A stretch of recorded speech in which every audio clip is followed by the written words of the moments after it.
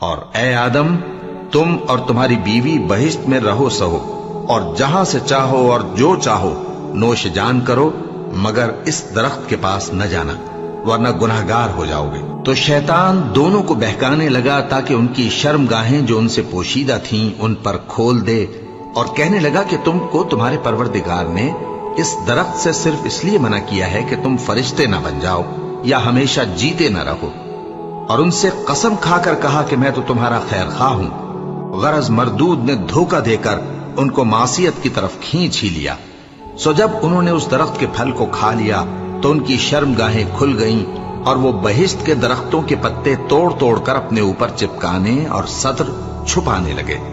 اور ان کے پروردگار نے ان کو پکارا کہ کیا میں نے تم کو اس درخت کے پاس جانے سے منع نہیں کیا تھا اور جتا نہیں دیا تھا کہ شیطان تمہارا کھلم کھلا دشمن ہے؟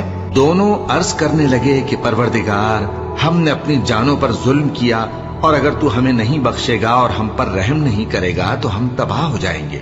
فرمایا، تم سب بہشت سے اتر جاؤ، اب سے تم ایک دوسرے کے دشمن ہو، اور تمہارے لیے ایک وقت خاص تک زمین میں ٹھکانا اور زندگی کا سامان کر دیا گیا ہے۔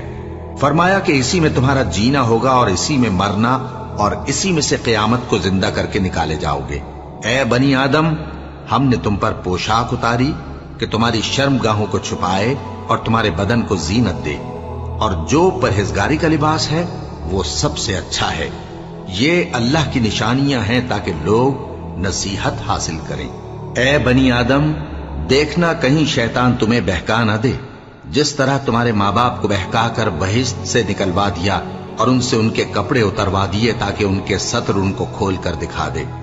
وہ اور اس کے بھائی بند تم کو ایسی جگہ سے دیکھتے رہتی ہیں جہاں سے تم ان کو نہیں دیکھ سکتے۔ ہم نے شیطانوں کو انہی لوگوں کا رفیق بنایا ہے جو ایمان نہیں رکھتے، اور یہ لوگ جب کوئی بے حیائی کا کام کرتے ہیں تو کہتے ہیں کہ ہم نے اپنے بزرگوں کو اسی طرح کرتے دیکھا ہے، اور اللہ نے بھی ہم کو یہی حکم دیا ہے۔ کہہ دو کہ اللہ بے حیائی کے کام کرنے کا تو حکم نہیں دیتا۔ کیا تم اللہ کی نسبت ایسی بات کہتے ہو جس کا تمہیں علم نہیں؟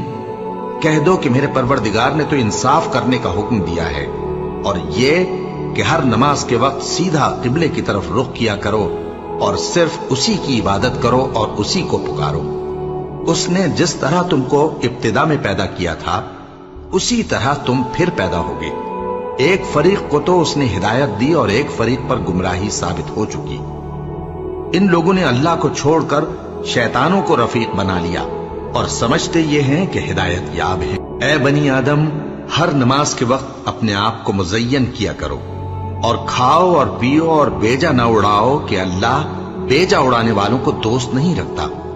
پوچھو تو کہ جو زینت و آرائش اور کھانے پینے کی پاکیزہ چیزیں اللہ نے اپنے بندوں کے لیے پیدا کی ہیں ان کو حرام کس نے کیا ہے؟ کہہ دو کہ یہ چیزیں دنیا کی زندگی میں بھی ایمان والوں کے لیے ہیں اور قیامت کے دن صرف انہی کا حصہ ہوں گی۔ اسی طرح اللہ اپنی آیتیں سمجھنے والوں کے لیے کھول کھول کر بیان فرماتا ہے۔ کہہ دو کہ میرے پروردگار نے تو بے حیائی کی باتوں کو ظاہر ہوں یا پوشیدہ، اور گناہ کو اور ناحق زیادتی کرنے کو حرام کیا ہے، اور اس کو بھی کہ تم کسی کو اللہ کا شریک بناؤ جس کی اس نے کوئی سند نازل نہیں کی، اور اس کو بھی کہ اللہ کے بارے میں ایسی باتیں کہو جن کا تمہیں کچھ علم نہیں۔ اور ہر ایک امت کے لیے موت کا ایک وقت مقرر ہے، جب وہ آ جاتا ہے تو نہ تو ایک گھڑی دیر کر سکتے ہیں اور نہ جلدی ہی کر سکتے ہیں۔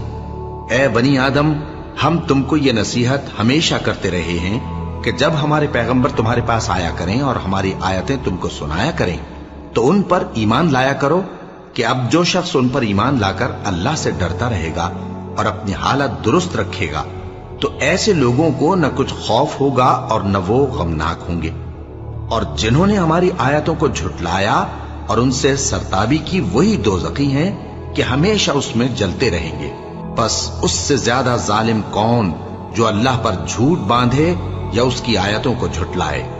ان کو ان کے نصیب کا لکھا ملتا ہی رہے گا، یہاں تک کہ جب ان کے پاس ہمارے بھیجے ہوئے فرشتے جان نکالنے آئیں گے تو کہیں گے کہ جن کو تم اللہ کے سوا پکارا کرتے تھے وہ اب کہاں ہیں؟ وہ کہیں گے کہ وہ ہم سے گم ہو گئے، اور اقرار کریں گے کہ بے شک وہ کافر تھے۔